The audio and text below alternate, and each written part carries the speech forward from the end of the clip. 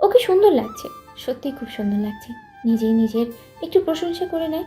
যতই ওদের সম্পর্কটা অ্যারেঞ্জ ম্যারেজ হোক, কেউই সত্যটাকে অস্বীকার করতে পারবে না যে ওরা একটা আলাদা বন্ডিং ভাগ করে নিচ্ছে, ঠিক যেন এক নামহীন বন্ধন। তাই তো ওরা একে অপরের সাথে কথা বলতে চায়, ওরা একে অপরের সাথে দেখা করতে চায়। অন্তত আলো তো এটাই চায়। তবে মাহাত চায় কি চায় না এটা অবশ্যই অজানা। বরং আলো তার নিজ ভুবনে খেয়ালি পোলাও পাকিয়ে বসে আছে। নদীর পাড়ে এমন স্নায়ুবদ্ধ হয়ে বসে থাকতে মাহাদের একটুও ভালো লাগছিল না। সে এসেছিল তো আলোর সাথে কথা বলতে। কিছু কথা আছে মাহাদের খুব একান্ত, যা বিয়ের আগেই আলোর সাথে বলে ক্লিয়ার করতে চায়। পরবর্তী নিয়ে সংসার জীবনে কোনো হাঙ্গামা যেন না হয় ওদের মধ্যে। জীবনটা ওর এমনি খুব বেশি জটিল।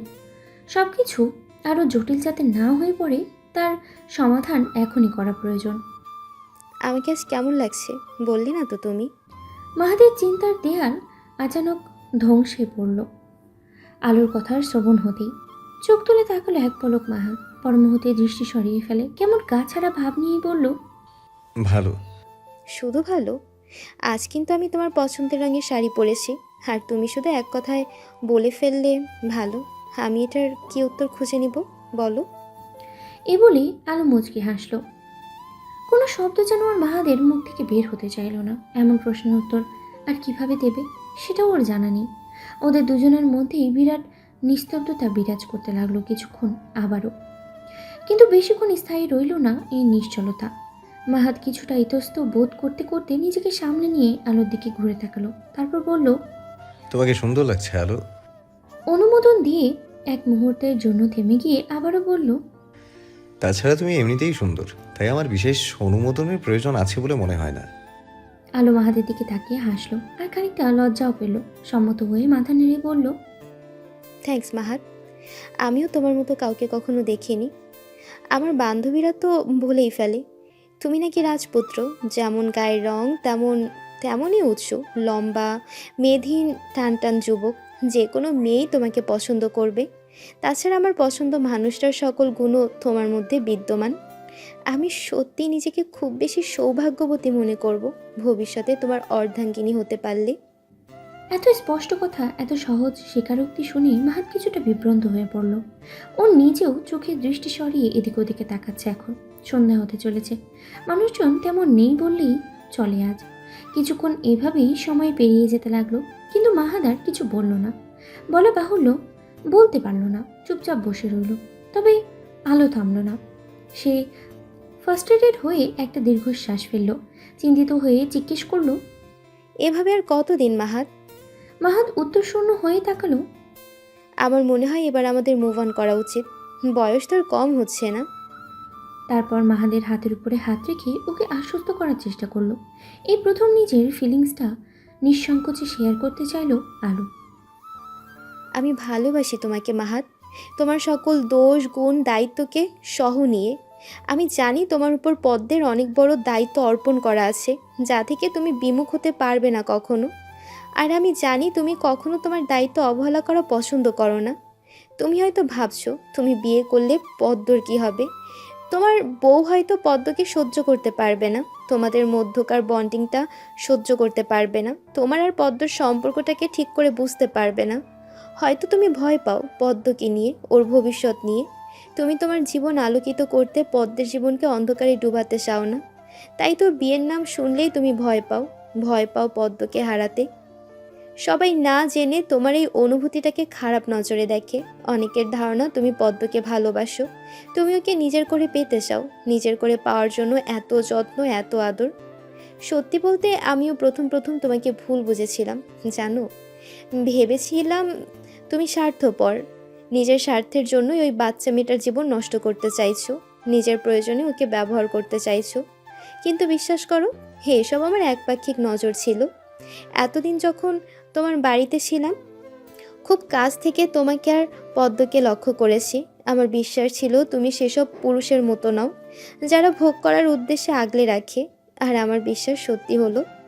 তোমার চোখে আমি কখনো পদ্মকে নিয়ে কোনো নোংরামি দেখিনি। বরং একজন বাবার মতো, ভাইয়ের মতো, বন্ধুর মতো। যখন যেটা প্রয়োজন সেভাবে মেয়েটাকে তুমি আগলে রেখেছো, স্নেহ করছো, ভালোবাসছো। তোমাদের সম্পর্কটা সহজ ভাষায় একটু অন্যরকম, কিন্তু সেই সম্পর্কে কোনো কলুষতা নেই। আমি তোমাকে বিশ্বাস করি মাহাত, নিজের থেকেও বেশি। তুমি তোমার সব দায়িত্ব পালন করতে পারো। তোমার কোনো কিছুতে বাধা প্রদান করব না আমি কখনো।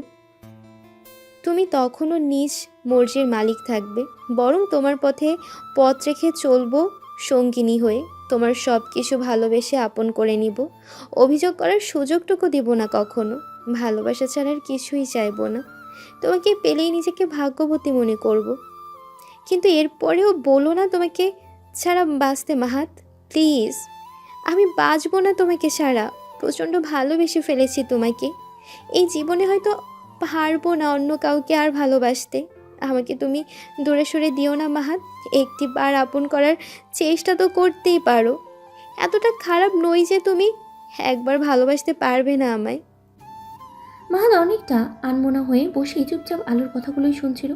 যদিও কথাগুলো অর্ধেক শুনেছে আর বাকি অর্ধেক শুনছেই না ও। কিন্তু পদ্মর কথা হতেই একদম হতভম্ব হয়ে গেল। কিছুটা আশ্চর্য হয়ে ভাবতে লাগলো, কি করে এই মেয়ে ওর মনের কথাগুলো পড়তে পারলো? পুরো পরিবেশ একদম নিস্তব্ধ হয়ে গেল। মাহাদের হৃৎপিণ্ড কেমন কেঁপে কেঁপে উঠতে লাগলো। ও আলোর দিকে এক দৃষ্টিতে তাকিয়ে রাখলো। দুজনের কারোর চোখের পলক পড়ছে না এখন। সন্ধ্যার এই শান্ত সময়ে দুজনেই স্থির হয়ে বসে রইল। মৃদু বাতাসে আলোর শাড়ির আঁচল ওর স্তব্ধ হয়ে যাওয়া মুহূর্তকে শুধুমাত্র দুলছিল। দুজনে অনেকক্ষণ চুপ করে থাকার পরে মাহাদ নিস্তব্ধতা ভেঙে প্রথমে বলল, আমি দুঃখিত আলো, আমি তোমাকে ভালোবাসি না। এমনকি সেই অনুভূতি কেন জানি আমার আসে না তোমার প্রতি। মাহাত দেখতে পেল আলো তীব্র আবেগ মেশানো অনুভূতি ধীরে ধীরে ভেঙে গিয়ে চোখের জলের সাথে বেরিয়ে আসছে। মাহাত আলোর কষ্টের কারণ হতে চায়নি, কিন্তু যা শুধু তা লুকিয়ে জীবন আগানো সম্ভব নয় ওর। ও আলোর দিক থেকে মুখ ফিরিয়ে অন্যদিকে ঘুরে তাকালো। মাহাত আলোকে সান্ত্বনা দেওয়ার চেষ্টা করে বলল, আমি তোমার অনুভূতিকে সম্মান করি, কিন্তু তার বিনিময়ে কিছুই করতে পারবো না। একটু থেমে আবারও বলল, যেভাবে তুমি আমার প্রতি অনুভব করো, আমি পারি না তোমার প্রতি সেরকম কোনো অনুভূতি আনতে। আমি কেবল মায়ের কারণে এই বিয়েতে রাজি হয়েছি, তাছাড়া আর কিছু না। ভবিষ্যতে তোমার প্রতি আমার কোনো অনুভূতি আসবে কিনা তাও জানি না, কিন্তু একজন বন্ধুর মতো তুমি আমাকে পাশে পাবে। আর একজন বন্ধুর মতো আর একজন বন্ধুর মতোই তোমাকে ভালোবাসার চেষ্টা করব, কিন্তু এর থেকে বেশি কিছু আশা করা আমার পক্ষে সম্ভব নয়। আমি জানি তুমি কষ্ট পেয়েছো, কিন্তু আবার মনে হলো তোমাকে বৃথা আশায় রাখার থেকে তোমার মনের সম্ভাবনাকে ক্লিয়ার করে দেওয়া ভালো। হঠাৎ আলো মাহাদের আরও কাজ ঘেসে এলো। আচানক নিজের নরম শরীরটা নিয়ে ঝাঁপিয়ে পড়ল মাহাদের শক্ত প্রশস্ত বুকে। দু হাতে আষ্টে পিষ্টে জড়িয়ে ধরে বুকে মাথা রেখে কেঁদে দিল। তবে মাহাত ধরল না আলোকে, সরিয়েও দিল না, বরং কাঁদতে দিল। মাহাত জানে এটা কেবল চোখের কান্নার জল নয়, এটা আলোর হৃদয়ের কান্না। মেয়েটা তার ভালোবাসার প্রতি বিন্দুমাত্র সন্দেহ নেই মাহাদের, বরং আলোর কষ্টের কারণ হয় নিজেকেই খুব অপরাধী লাগছে। কেটে গেল কয়েক মাস। শীতের আমেজ কিছুটা কম এখন। বসন্তের শেষ চলছে। গরম তার আঁচল পেতে দুয়ার খোলার অপেক্ষায় বসে। দিনের আলোয় হালকা তেজ থাকলেও রাতে কেমন শীত শীত লাগে আজকাল। মাসখানেক আগে পদ্মরও জেএসসি পরীক্ষার সমাপ্তি হলো। নতুন বছরে নতুন ক্লাসে পদার্পণ করলো কিশোরী। চঞ্চল কিশোরীর বয়স হাঁটু মোড়ে খানিক বাড়লেও বাচ্চা মজানো 1 ইঞ্চিও কমেনি এর মধ্যে। আর না বদলেছে মাহাদ আর পদ্মর দুষ্টু মিষ্টি সম্পর্ক। মাহাদের রুমটা বিশাল বড় বেলকনির সংলগ্ন। দক্ষিণমুখী বেলকনি হওয়ায় সবসময় হালকা বাতাসের আনাগোনা চলে এখানে বলতে গেলে। আজ সাপ্তাহিক ছুটি, পদ্মর স্কুল নেই, সেই সাথে আকাশ আজ মেঘমেঘুর। যখন তখন ভিজিয়ে দেবে সে ধরণীকে। এমন দিন খুব ভালো লাগে চতুর্দশী পদ্মর। মন চায় মুক্ত বহিঙ্গের মতো এই সময় যত্রতত্র উড়ে বেড়াতে, কিন্তু ভালো লাগলেই বা কি আর করার। নীরের সত্য এটাই যে তার এই ছোট ছোট স্বপ্নগুলো কখনো পূরণ হওয়ার নয়, কারণ সে রক্ষণশীল পরিবারের এক আদরে কন্যা, যার পাখি হয়ে ওরা সহজলভ্য নয়। দুনিয়া দেখা তো দূরেই থাক, সামান্য বেলকনিতে গিয়ে তার মিষ্টি কণ্ঠে গান গাওয়া এখন যেন দুর্লভ। কারণ অবশ্যই মাহাত। সাপ্তাহিক ছুটির মতো একটা দিনে এই জলদস্যু হাতির অত্যাচার থেকে নিস্তার নেই এই বাচ্চা মেয়েটার। তাই তো কখন ধরে ললিপপ মুখে পায়চারি করে চলেছে মাহান নামক এক উঁচু নিচু পর্বত শৃঙ্গের উপরে। পায়চারির মধ্যে মাঝে মাঝে আর চোখে সাফেদ রঙের দেয়ালে টাঙানো বিশাল ঘড়িটাকে দেখে নিচ্ছে বেচারি। প্রায় আধা ঘন্টা হতে চলেছে, কিন্তু পর্বত শৃঙ্গ নড়ছেই না। পড়ে আছে বিছানার এখনও কুম্ভকর্ণের মতো। মরে যায়নি তো? পদ্মর মুখে স্পষ্ট বিরক্তি। ভ্রুকুটি করে ভাবল, আজ কি পর্বত হরতাল করেছে নাকি তার মাসিক চলছে? নড়লেই যেন বিশাল বড় কেলেঙ্কারি ঘটবে। আজও চাদর ভিজে যাবে এমন অবস্থা। উফ, আর ভালো লাগে না। মরার জীবন। কষ্টে আজকাল পদ্মর কুমির চোখের পানিও আসে না। কি এক বিচ্ছিরি অবস্থা, কাউকে বিশ্বাস করাও দুষ্কর। হতাশ হলো পদ্ম। ইতিমধ্যেই টুপটুপ করে বৃষ্টি নামা শুরু হয়ে গিয়েছে ধরণীতে। চেয়েছিল ছুটিটা বৃষ্টি বিলাস করেই পার করবে, কিন্তু পদ্মর কপাল খারাপ হলে যা হয় আর কি। মাহাত ভাই, বলে ডাকলো পদ্ম তার মায়াভরা আদরের সুরে। কণ্ঠে ছিল তার বিধুরতা। কিন্তু আফসোস, মাহাদের মনোযোগ নিজের দিকে আনার সকল চেষ্টা ওর বৃথা হয়ে গেল মনে হলো। সাগরে ভেসে যাওয়ার ভয়ে এক টুকরো খড়কুটোর আশায় যাকে আঁকড়ে ধরার প্রয়াস ছিল, সে স্বয়ং তীরে এসে ওর নৌকা ডুবিয়ে দেয় ভেবে কিছুটা মনক্ষুণ্ণ হলো পদ্মর। ওর চাঁদমুখ চেহারায় মন খারাপের ভাঁজ ফুটে উঠল মুহূর্তে। মনের কুঠিরে জমা হতে দেখা গেল এক ঝাঁক প্রশ্নে নানাগোনা। কিন্তু বিশাল পর্বত শৃঙ্গকে দেখা গেল একদম অস্থির, নিষ্কম্পন। চুপচাপ বিনা শব্দে বিছানায় উবু হয়ে পড়ে আছে সে। পার্থিব কোনো কিছুতে যেন তার কোনো মাথা ব্যথা নেই। আরও মিনিট 10 পার হলো। পদ্ম যেন এবার আর পারছে না। বেচারি বড্ড হাঁপিয়ে উঠেছে। কিন্তু এই পর্বত শৃঙ্গ কতটা পাষাণ! পদ্মর মতো ছোট বাচ্চা মেয়েটার উপরে এই ছুটির দিনেও এতটা জুলুম অত্যাচার করে বেড়ায়। আল্লাহ সইবে না। মাহাদ নামক দানবের বিচার একদিন করবেই সে, অবশ্যই করবে। প্রতিবার এভাবে না খাটালে বুঝি হয় না তার? প্রত্যেক সপ্তাহে এক আচ্ছা ঝামেলা কাঁধে এসে চেপেছে বেচারি। সপ্তাহের এই একটা মাত্র ছুটির দিনটা সকালের কাছে প্যারামুক্ত দিন হলেও পদ্মর কাছে যেন শনির ঘর। কারণ এই দিনে পদ্ম হয়ে ওঠে মাহাদের বিনা বেতনের একজন পার্মানেন্ট চাকরানি।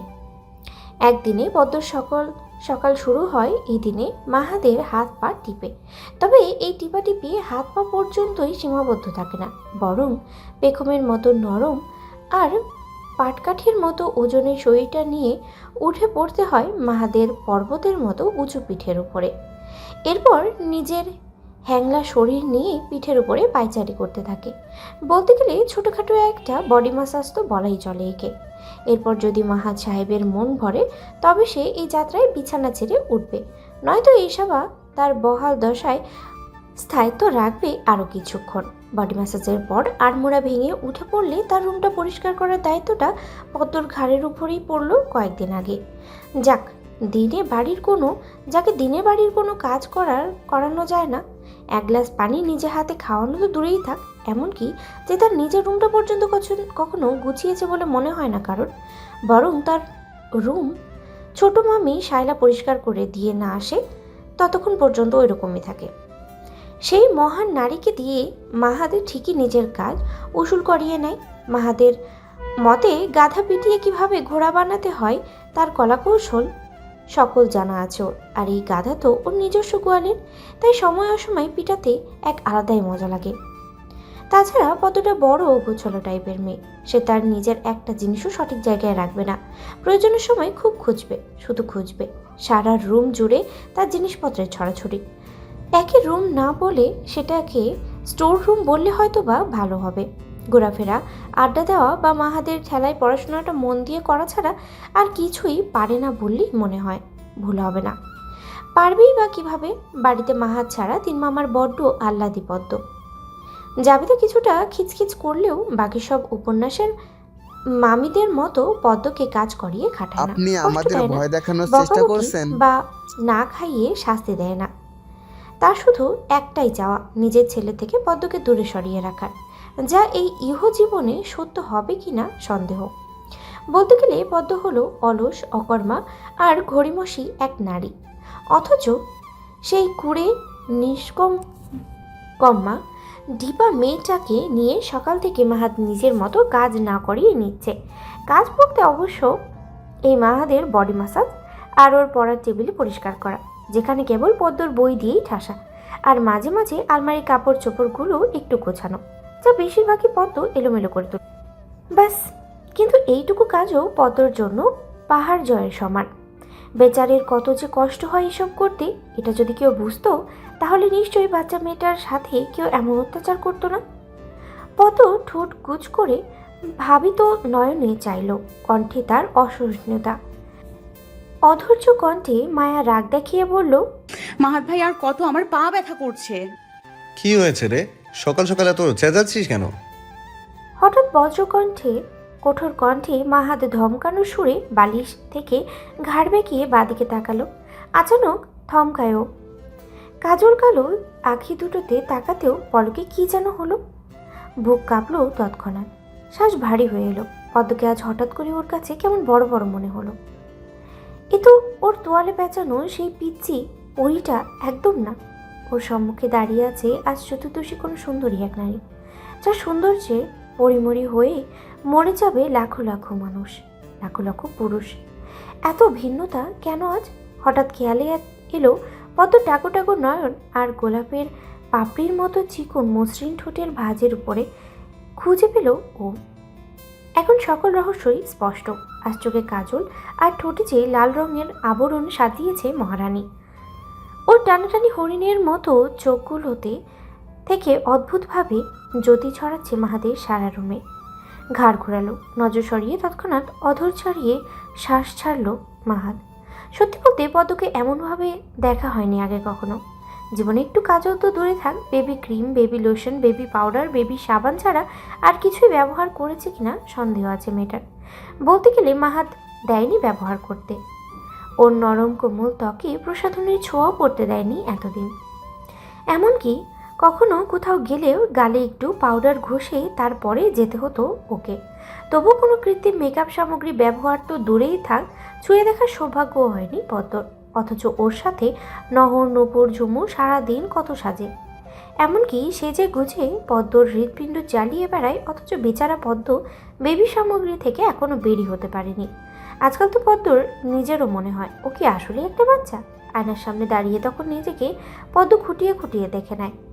কোন দিক দিয়ে ওকে বাচ্চা বলে মনে হয়? ওর বয়সের মেয়েরা দুটো তিনটো প্রেম করে ছ্যাঁকা খেয়ে ব্যাকা হয়ে গেছে এই বয়সে, অথচ পদ্ম এখনও তার জীবনে সামান্য বেবি প্রোডাক্ট থেকেই বের হতে পারেনি। মাঝে মাঝে মাহাদের উপরে বিতৃষ্ণায় চরম রাগ উঠে যায় পদ্মর। এই জলদস্যুর কারণেই পদ্ম বড় হতে পারছে না, বরং বড় হতে চাইলেই টেনে টুনে আবারও বেবি বানিয়ে ফেলে হাতিটা। আরে আর কত তোমার বেবি হয়ে থাকবে? এখন তো ওর বাবু হওয়ার বয়স। কেউ আদর করে ফোন করে বলবে, ওকে বাবু খাইছ, বাবু আইস। ওস, কি সুইট লাগে শুনতে বাবু। তা না, বেবি বেবি করে ওর পিণ্ডদান শুরু করে ফেলেছে মাহাত নামক সেই প্রাণীটা। কেন যে বোঝে না ও এখন আর মাহাদের সেই তোয়ালে পেঁচানো সদ্যোজ্জ্বল পরি নয়। এত বছরে একটু একটু করে ওর জীবন দেহে এক অনাবিল পরিবর্তন এসেছে, যা এখনও কিছুটা হলেও বুঝতে পারে বেবি নয়, কারো বাবু হওয়ার বয়স হয়েছে ওর। পদ্মকে চিন্তিত দেখে মাহাত চোরা হাসলো, অদ্ভুতভাবে শ্বাস নিয়ে বলল, তুই কাজল দিয়েছিস চোখে? আবার দেখি ঠোঁটও পালিশ করেছিস। পদ্ম একটু অপ্রস্তুত হলো প্রথমে, হঠাৎ হয়তো এমন প্রশ্ন আশা করেনি তাই, কিন্তু পর মুহূর্তে খিলখিল করে হেসে বলল, সুন্দর লাগছে না আমায়? পেতনি লাগছে, শ্যাওড়া গাছের পেতনি। দেখেছিস কখনো? না দেখলে আয়নায় দেখে নে, একদম তোর মতো। এই রূপে বাইরে গেলে দিনে দুপুরে মানুষ ভয় পেয়ে হার্ট অ্যাটাক করবে। রিস্ক নিতে চাইলে গিয়ে দেখ। বলেই মাহাত পাশ থেকে ফোনটা তুলে নেয়। সেখানে আলোর কয়েকটা মেসেজ জমে আছে, সাথে মিসড কলও।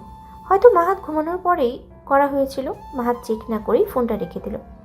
মেয়েটা পারেও বটে। সারাদিনের পর থেকে মাহাত আর আলোর সম্পর্কে কিছুটা স্বাভাবিক হলেও তার গণ্ডি বন্ধুত্ব পার হয়ে প্রণয়ের সম্পর্কে গড়ায়নি এখনো। তবে আলো তার সাধ্যমতো চেষ্টা করে যাচ্ছে, কিন্তু মাহাত যেন তার সিদ্ধান্তেই অনড়। প্রথমে সপ্তাহে একটা দিন নিয়ম করে দেখা না করলে যেন হয় না তার। অবশ্য আলো চাইতো রোজ রোজ দেখা করতে, কিন্তু মাহাত সময়ের অজুহাত দেখিয়ে প্রায়শই এড়িয়ে চলার চেষ্টা করে। কিন্তু চাইলেও কি সব পারা যায়? বরং মাহাদের একটু অ্যাটেনশন পাওয়ার জন্য, একটু ভালোবাসার জন্য চাতক পাখির মতো কেমন তড়পায় মেয়েটা। মাহাত তা বোঝে। তবে মাহাত চাইলেও কিছু করতে পারে না, মনের সাথে জোর চলে না। মাহাত সব দেখেও ওর মনের কুটিরে আলোকে জায়গা দিতে পারছে না। যেখানে অনুভূতি নেই সেখানে ভালোবাসা কিভাবে সম্ভব? পাশ ফিরে পদ্মকে আবার একবার দেখে নেয় মাহাত। সত্যি বলতে অনেক সুন্দর লাগছে ওর পিচ্ছিটাকে। সর্বদিকে কেমন নারী নারী রূপ ঝলসে উঠছে আজ তার। এতটুকুই যদি এত সুন্দর লাগে তাহলে তো এই মেয়ে সাজলে হয়তো দু চারটা খুন করে যাবে নিশ্চিত মাহাদের হাতে। একে এমন রূপে বাহিরে নেওয়া